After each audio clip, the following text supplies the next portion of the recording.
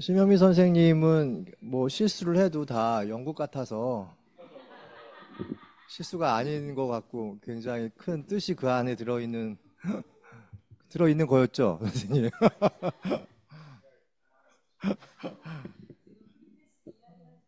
아, 그렇죠. 우리 김호 선생님 그 65세 저는 안 돼봐서 모르지만 모르지만 하지 말라니까 안 할게요, 여러분. 아, 그 오늘 하는 뜻은 창세기 1장의 의도를 다시 바라보는 것입니다. 흔히 이제 학교에서 창세기 1장, 2장을 배울 때 창세기 1장, 2장이 토라. 여러분 토라는 창세기, 출애굽기, 레위기, 민수기, 신명기 이렇게 전체 통틀어서 토라라고 하거든요. 그 토라의 서문격이다라고 배웠어요.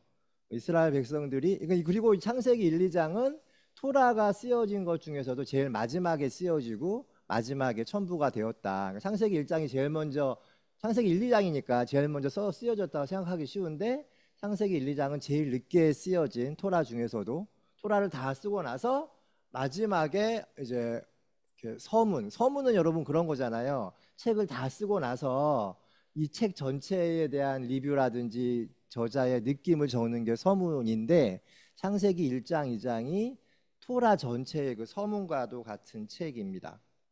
이스라엘 백성들이 토라가 완성되었을 때가 이스라엘 백성들이 바벨론으로 포로로 잡혀간 다음에 BC 5세기쯤 그때부터 토라가 이제 모여지고 짜여지고 편집되고 했는데 그걸 다 하고 나서 창세기 1, 2장을 썼다는 거죠. 이스라엘 백성들은 수천 년 동안 온갖 고초를 겪고 나서 사후적으로 야훼가 자신들과 함께 동행하고 있음을 깨닫고 그것에 대한 신앙 고백으로 창세기 1장과 2장을 썼습니다. 그렇게 보면 이제 창세기 1장, 2장이 좀 이렇게 달리 보이죠. 학자들에 의하면 토라는 아까도 말했던 것처럼 바벨론 포로기 기간에 한 권으로 모아졌을 것이라고 추측합니다. 나라는 망하고 현재 이스라엘 백성들은 포로로 끌려와 있습니다. 이런 비참한 상황 속에서 지난 날을 돌아보고 회개하면서 조각조각 흩어져 있는 말씀들을 모으고 순서를 매기고 붙이면서 토라를 한 권으로 엮기 시작하였고 최종적으로 창세기 1장과 2장의 창조 이야기가 딱 얹어지면서 토라가 완성된 것이죠. 여러분 많이 들어보셔서 아시겠지만 창세기 1, 2장에는 서로 다른 창조 이야기가 나옵니다. 오늘 우리가 읽은 것은 창세기 1장 31절만 읽었는데 창세기 1장 1절부터 2장 4절 상반절까지와 거기에 있는 창조 이야기와 창세기 2장 4절 하반절부터 2장 25절의 창조 이야기는 다른 내용이고 다른 문서이고 지은 사람도 다릅니다. 앞에 창조 이야기, 즉 창세기 1장의 이야기는 빛을 제일 먼저 만들고 사람을 제일 나중에 만들죠. 뒤에 창조 이야기, 그러니까 2장 4절 하반부터 2장 25절까지 뒤에 창조 이야기는 제일 먼저 사람을 만듭니다. 아담과 하와가 그렇죠. 그리고 후에 들짐승과 공중의 새들을 만들었다고 증언합니다. 그러니까 1장은 시간 순으로 첫째 날, 둘째 날, 셋째 날, 넷째 날 이런 식의 시간 순으로 신이 세상을 창조해가는 이야기이고 2장은 아담과 하와에 대한 이야기입니다. 흔히 1장은 전문적으로는 피 문서, 피 자료, 그러니까 피는 이제 프리스트, 사제 자료라고 불려요. 요거는 BC 5세기면 바벨론으로 포로로 잡혀간 다음에 쓰여진 문서, 피 자료라고 합니다. 1장은. 근데 2장은 아담과 하와 이야기죠. 이거는 제2 자료라고 해요. 야웨스트의 그 제2를 앞에 앞자를 따라가지고 야웨스트 자료라고 하는데 이건 BC 10세기 정도의 자료라고 해요. 그럼 여러분 1장이 먼저 쓰여진 건가요? 2장이 먼저 쓰여진 걸까요? BC 10세기니까. BC 10세기가 더 앞이에요, 여러분. 기원전은 여러분 주목하세요. 기원전은 거꾸로죠. 기원전은 BC 5세기보다 BC 10세기가 더 먼저입니다. 그러니까 제2자료가 더 먼저 먼저 번 원시적인 자료라고 생각할 수 있을 것 같아요.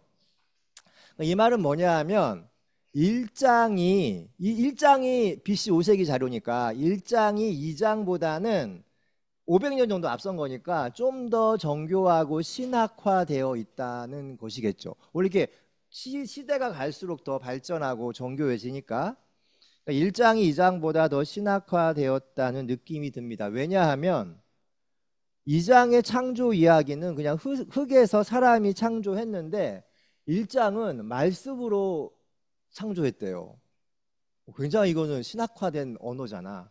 그냥 흙으로 사람을 만들었대랑 말씀으로 만들었다. 이거 굉장히 얼마나 고도의 신학화 작업을 거친 거겠어요? 그러니까 1장이 굉장히 신학화된 신학적인 진술이 가미된 느낌이 듭니다. 이거 어쨌든 이거 창세기 1, 2장에 대한 인트로고 그건 중요한 거 아니에요. 그건 책에 보면 다 나오는 거고 이거 지금부터 할 얘기가 중요합니다. 오늘 하늘뜻에서 다루고자 하는 내용은 창세기 1장입니다. 그 중에서도 제가 주목하고자 하는 것은 창세기 여러분 1장을 읽다 보면 반복되는 후렴구가 있어요. 저녁이 되고 아침이 되니 하루가 지났다, 이틀이 지났다, 뭐 사흘이 지났다 이런 저녁이 되고 아침이 되니라는 문구가 계속 반복되죠. 낮과 밤을 만들고 하루가 지나고 하늘을 만들고 이틀이 지나고 땅과 바다 그리고 땅 위의 식물들을 만들고 사흘이 지났습니다. 해와 달, 별을 만들고 낮과 밤, 빛과 어둠을 가르고 다스리게 하니 나흘날이 지났고 모든 움직이는 생물들을 종류대로 만들고 나니 닷새 날이 지났고 그리고 마지막 엿새 날에 사람을 만들었다고 되어 있습니다. 그렇게 하루하루가 지날 때마다 후렴구처럼 저녁이 되고 아침이 되니 땡땡땡이 지났다. 이렇게 라고 계속 반복되는 거예요. 이게 무슨 의미일까? 뭔가 숨겨진 의도가 있지 않을까라는 생각이 들었습니다. 여러분 혹시 그런 생각 안 해보셨나요? 하루가 되고 왜 저녁이 되고 아침이 될까? 아침이 되고 저녁이 되고는 또 아니고 이스라엘 사람들은 저녁부터 이렇게 하루가 시작된다고 보는 사람도 봤습니다. 그러니까 왜 이게 습관적으로 반복이 되는 걸까? 이렇게 저만 그렇군요. 저만 그렇군요. 이런 생각을 하다가 이런 물음을 던지는데 이상의 오감도라는 시가 떠올랐어요. 굉장히 이 오감도라는 시 뒤에서 오감도에 대한 얘기를 할 텐데 되게 어려운 시죠. 이상은 정말 이상한 사람인 것 같아요. 좀 약간 외계에서 온 사람? 한강이 그렇듯이 한강도 이제 그런 다른 세계에 있는 분이잖아. 이상도 이제 그런 분 같아요. 오감도를 한번 제가 읽어보겠습니다, 여러분. 여러분 제가 엊그저께 카톡방에다가 오감도 그 올린 거 기억하시죠? 그거 한번 보셔도 되고요. 13인의 아이가 도로로 질주하오. 길은 막다른 골목이 적당하오. 제1의 아이가 무섭다고 그리오. 제2의 아이도 무섭다고 그리오. 제3의 아이도 무섭다고 그리오. 제4의 아이도 무섭다고 그리오. 제5의 아이도 무섭다고 그리오. 제6의 아이도 무섭다고 그리오. 제7의 아이도 무섭다고 그리오. 제8의 아이도 무섭다고 그리오. 제9의 아이도 무섭다고 그리오. 제10의 아이도 무섭다고 그리오. 제11의 아이가 무섭다고 그리오. 제12의 아이도 무섭다고 그리오. 제13의 아이도 무섭다고 그리오.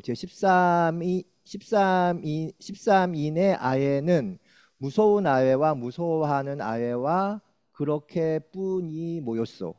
다른 사정은 없는 것이 차라리 나았소. 그중 1인의 아이가 무서운 아이라도 줬소. 그중 제2의 아이가 무서운 아이라도 줬소. 그중에 2인의 아이가 무서워하는 아이라도 줬소. 그중에 1인의 아이가 무서워하는 아이라도 줬소. 길은 뚫린 골목이라도 적당하오. 13인의 아이가 도로로 질주하지 아니하여도 줬소. 머리가 터질 것 같네요. 이거 굉장히 이게 되게 하늘뜻 준비하면서 많이 읽었거든요.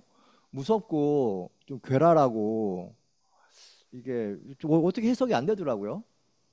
이걸 찾아보니까 다 뭐 해석하는 사람마다 말도 다르고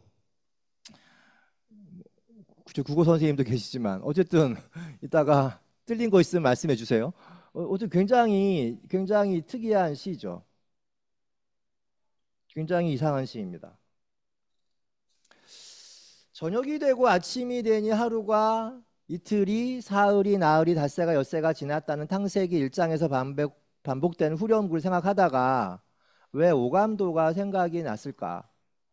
이것이 제가 오늘 하늘뜻을 쓰게 된 동기입니다. 오감도에서 오는 까마귀 오예요, 여러분.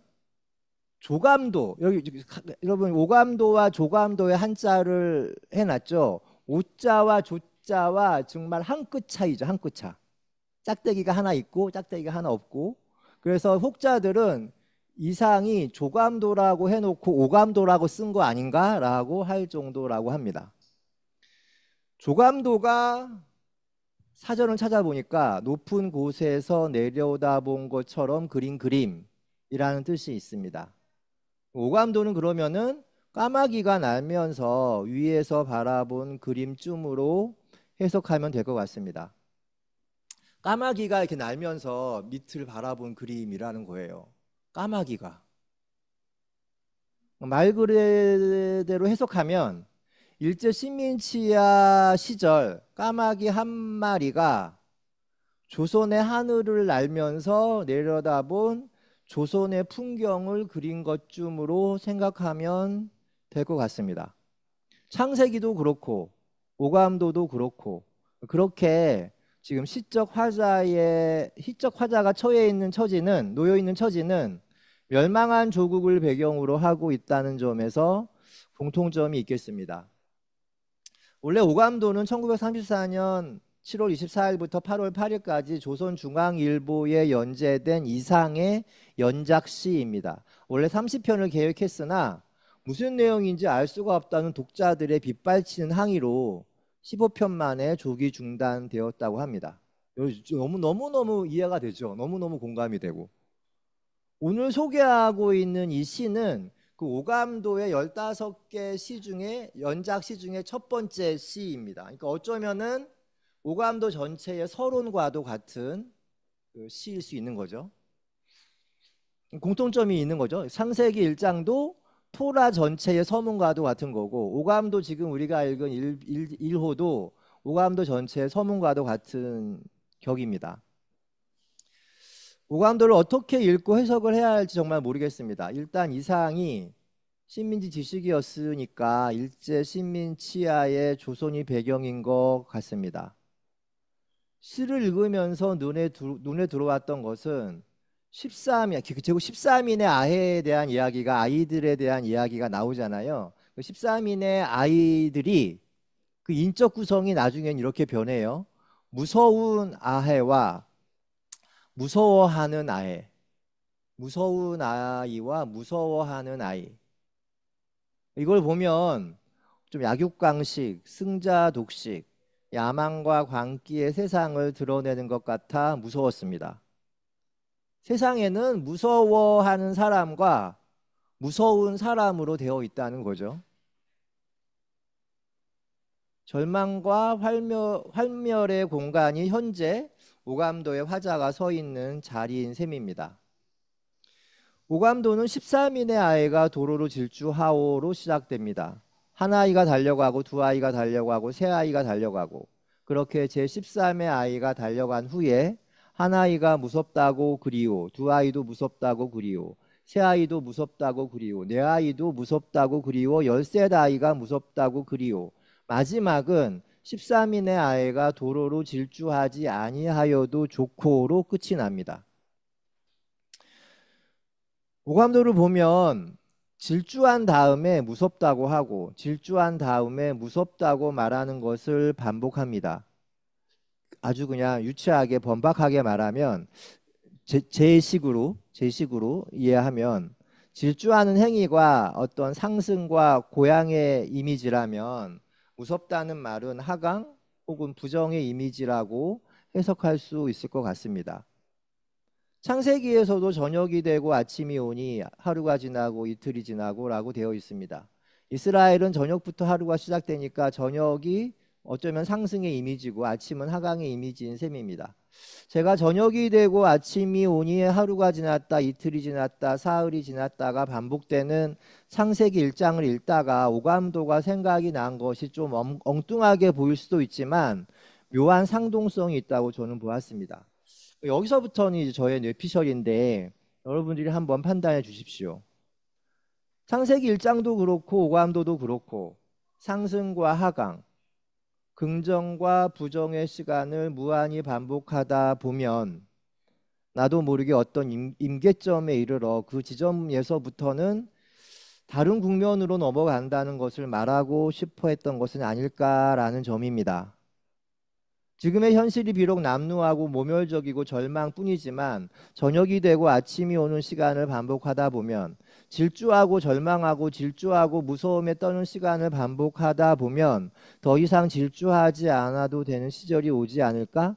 양자 사이에 형식상의 동일성이 저로 하여금 비슷하게 창세기 1장과 오감도를 바라보게끔 하였습니다.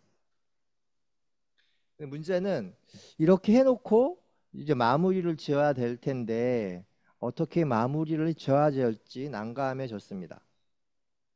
그때 문득 프로이트 정신분석학자 있죠. 프로이트가 일상생활에서 만나는 내담자나 뭐 가족들의 이상한 행동, 말실수 이런 것들을 보면서 자기의 이론 같은 것들을 생각해내고 뭐 심화시켜 나갔는데 되게 유명한 이야기가 있어요. 프로이트가 자기 손자가 하는 게임을 보면서 인간의 습성을 하나, 인간의 의식 구조를 하나 발견했대요.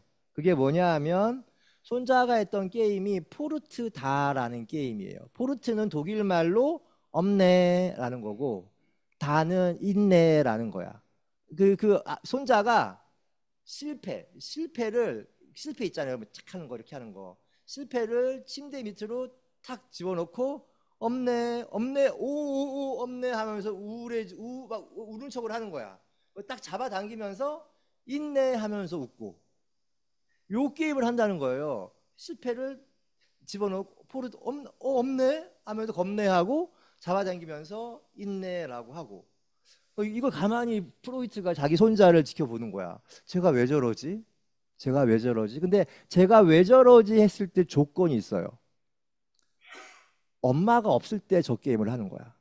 엄마가 없을 때. 그러니까 엄마란 말은 이제 프로이드적인데 요즘은 양육자라고 합니다. 양육자. 그 남녀 이분법에 의한 거라고 프로이트가 되게 욕을 먹는데 엄마가 없을 때 아이가 이 게임을 하는 거예요. 대강 이제 여기서부터 여러분 그 9번을 봐주세요. 프로이트가 하루는 손자가 하는 놀이인 포르투다 게임을 보게 됩니다. 그것을 통해 프로이드는 인간성의 한 면을 발견합니다. 여러분 혹시 프로이드 하면 딱 떠오르는 말이 뭐가 있죠? 프로이드. 여러분 프로이드 하면 뭐 생각이 나세요? 무의식이죠. 무의식. 오이디푸스 다 무의식입니다. 무의식. 프로이드 하면 무의식이야. 뭐 막스 하면 여러분 막스 하면 뭐가 생각이 나세요? 막스 하면 뭐 유물론 이런 게 생각이 나잖아요. 뭐 니체 하면은 반이성. 이 사람들이 다 19세기에 나온 사람들인데 무의식, 반이성, 유물론. 이런 물질의 반대는 의식이잖아요. 물질의 반대는 뭐 정신이고 무의식의 반대는 의식이고 또 뭐 반이성의 반대는 이성이고 이 말은 뭐냐 하면 이성과 의식과 정신 중심으로 돌아가던 인간 세상 근대를 프로이트와 막스와 니체가 달리 보기 시작했다는 거야. 의식이 아닌 무의식적인 시선으로 정신이 아닌 물질의 운동으로 이성이 아닌 반이성, 감성과 욕망의 발견으로 세상을 달리 봐야 된다라고 했던 사람이 프로이드와 니체와 막스인데 그래서 이 세 사람이 19세기 3대 천재라고 하잖아요.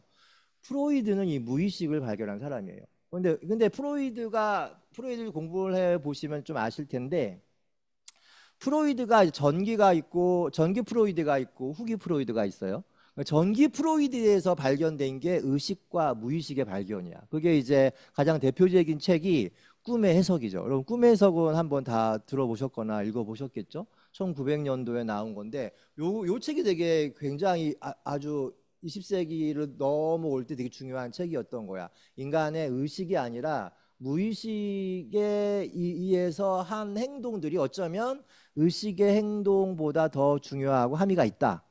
그걸 밝힌 책이 이제 꿈의 해석이라는 데서 무의식에 대한 개념을 만들었죠. 근데 여기는 되게 문제가 있어요, 여러분.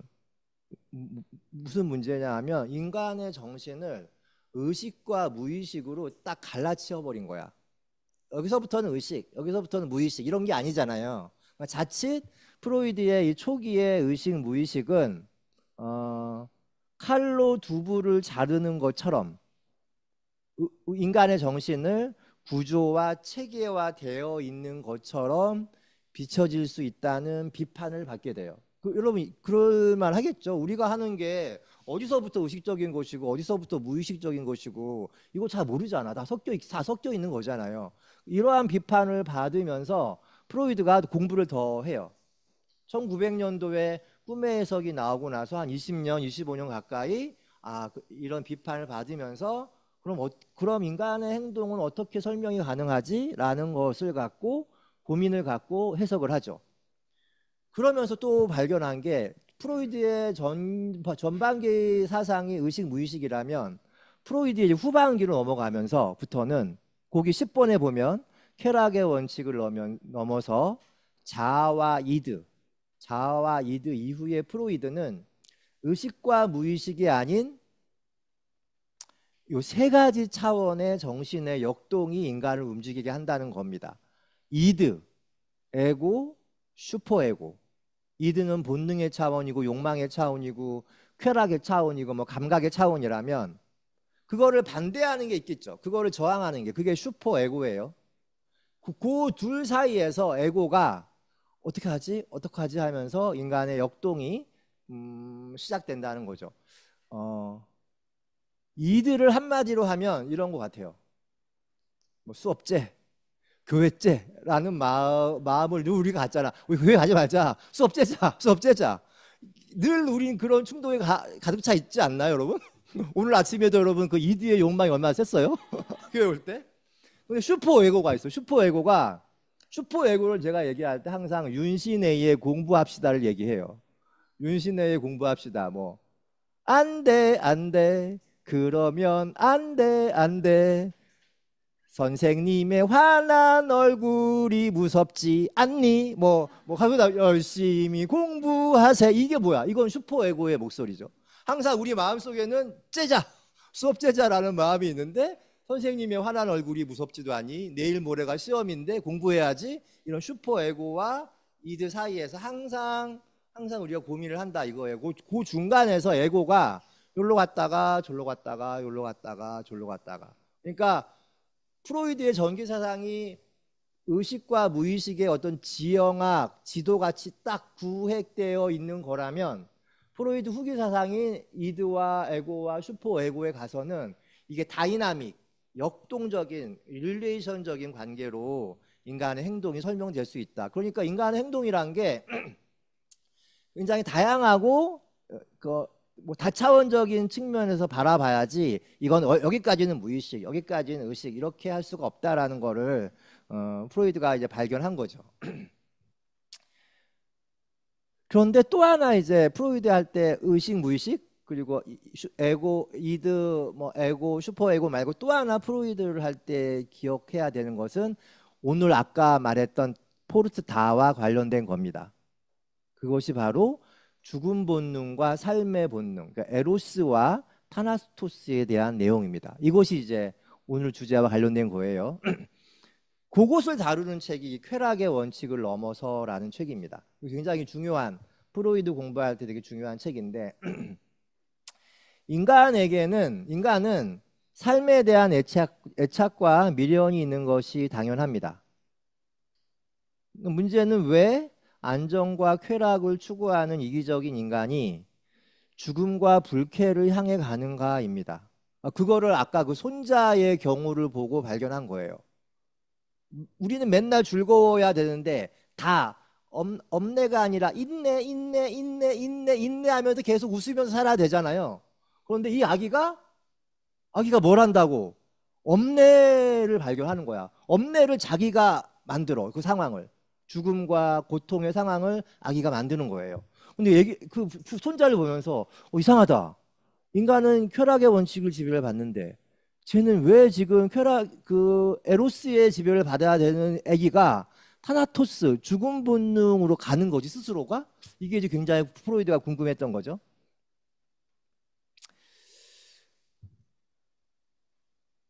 손자는 실을 감은 나무 실패를 침대 밑으로 던지면서 포르트 갔다 없네 하면서 울려고 해요. 걱정스러운 눈빛으로.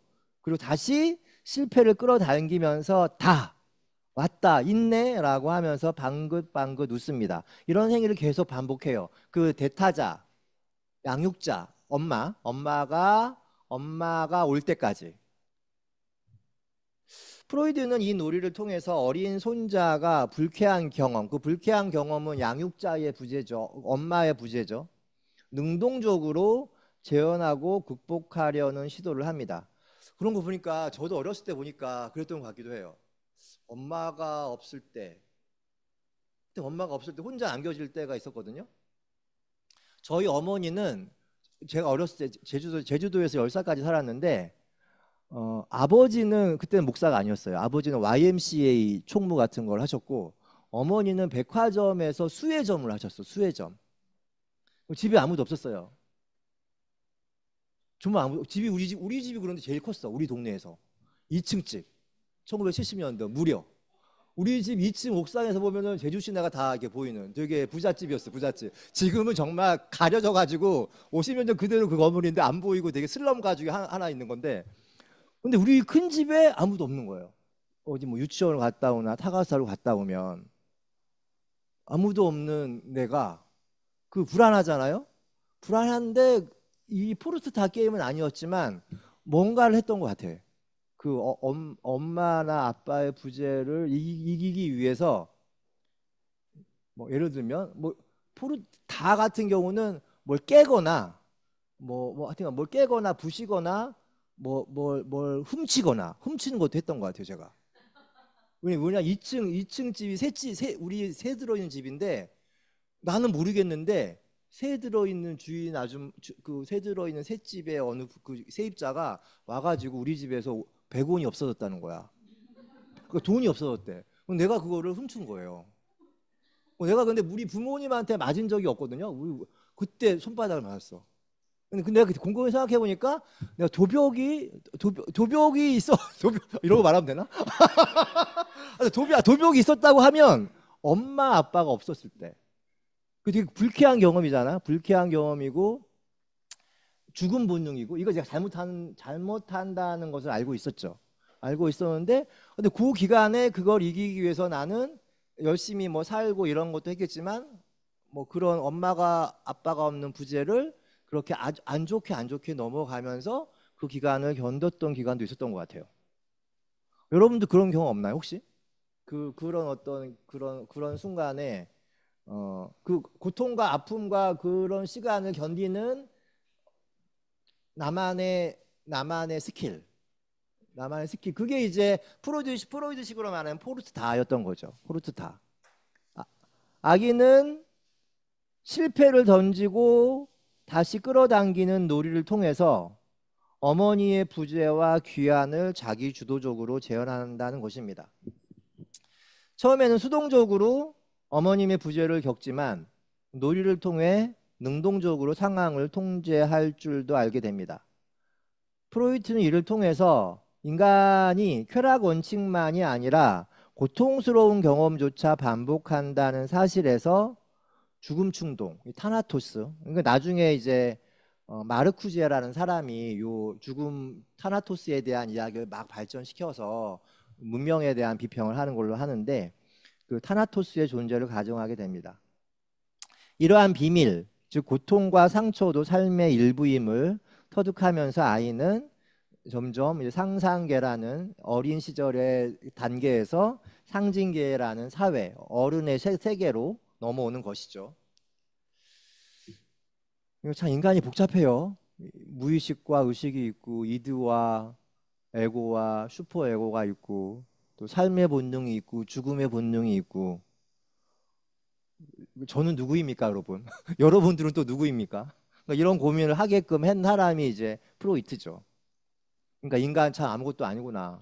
인간의 정신, 인간의 의식이 얼마나 하찮고 얼마나 위태로운가, 뭐 이런 것도 프로이트를 통해서 느끼게 되는 거고. 근데 프로이트 이론은 지금까지도 되게 유용한데 너무 이렇게 성별 이분법 내지는 가부장제에서 바탕한 언어들로 차여 있어서 이후에는 많은 언어 전환들이 사실 지금 있어요. 저는 어린아이 저희 장모님이 어린이집 원장을 오랫동안 하셨어요. 거의 70 되실 때까지. 그 어린이집 원장뿐만이 아니라 그 어린이집 연합회 회장, 우리 장모님이 그 중앙대학교 유아학과 무슨 학과 아동학과 이런 걸 나오셔서 당대로 학벌이 제일 좋으셨대. 그리고 전국 어린이집 연합회 회장도 하고 막 데모도 하고 막그 뛰어내리는 분신도 하려고 그러셨고 막 그러셨는데 어린이집 장모님이 하는 어린이집 지금 안 하시지만 가끔 갈 때가 있거든요. 그래서 그 장모님 원장님 방에 이렇게 이렇게 방마다 CCTV가 있잖아요. 그 아이들 다 볼 수가 있어.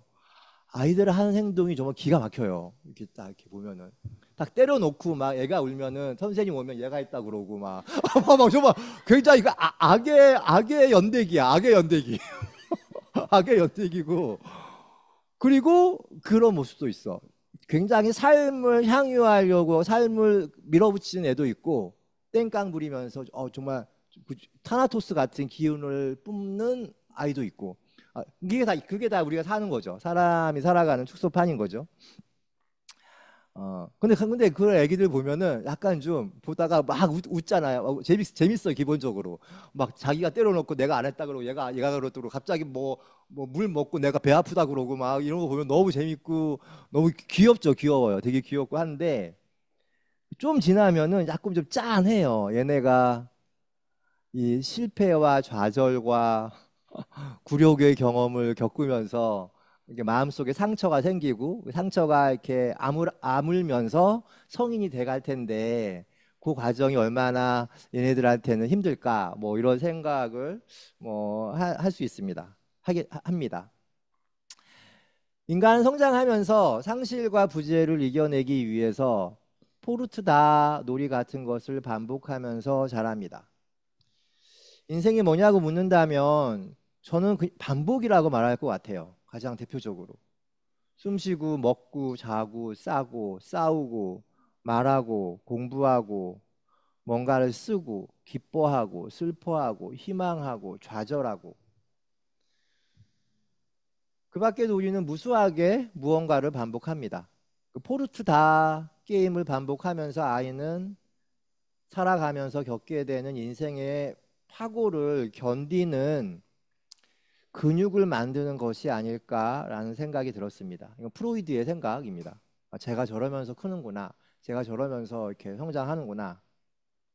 그러면서 아이는 포르투다 놀이를 반복하면서 인간에게 무엇이 있다는 희망과 그것이 없다는 절망이 서로 다른 무엇이 아니라 어쩌면 동전의 양면 같은 것일 수도 있음을 서서히 깨닫습니다.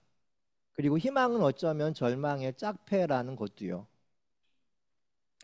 엄마가 없어도 애인이 없어도 스승이 사라져도 삶의 의미가 희미해져도 믿었던 지인에게 배신을 당하거나 실망을 해도 우리는 언짢고 시리에 빠질 수 있겠지만 그것이 이제는 나를 굴복시킬 수도 없음을 어렴풋이 아는 우리이기도 합니다. 왜냐하면 우리는 유년 시절에 포르투다 게임을 반복하면서 마음을 단련했기 때문입니다. 엄마의 존재와 부재를 반복적으로 경험하면서 굳은 살이 박힌 우리의 마음은 이제는 기다리는 것이 끝내 오지 않아도 견디어낼 수 있는 맷집을 지닐 수 있게 되었습니다. 그 섬뜩한 포르트, 엄내, 부재를 견뎌낸 내공이 우리 정신의 원형 어딘가에 자리 잡고 있기 때문입니다. 물론 어린이 되어도 부재와 배제, 좌절과 실패를 대면하는 것은 여전히 힘들고 두렵습니다.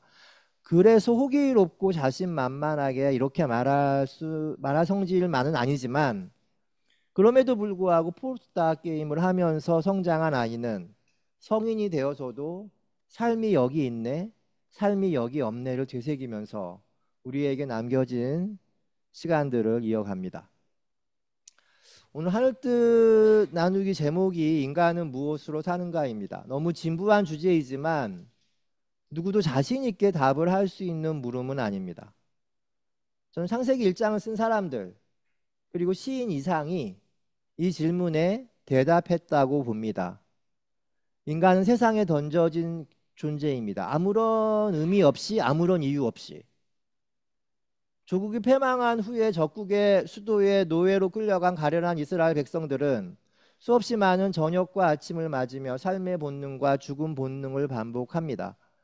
일제에 패망하고 식민지로 전락한 조선의 백성들도 역시 어딘가를 향해 질주하고 그 막다른 골목에서 두려워하고 또 질주하고 다시 두려워하기를 반복합니다. 그러다 보면 창세기에 적혀 있듯이 이렛날이 되어 모든 일에서 손을 떼어 쉴 수 있는 날이 오지 않을까.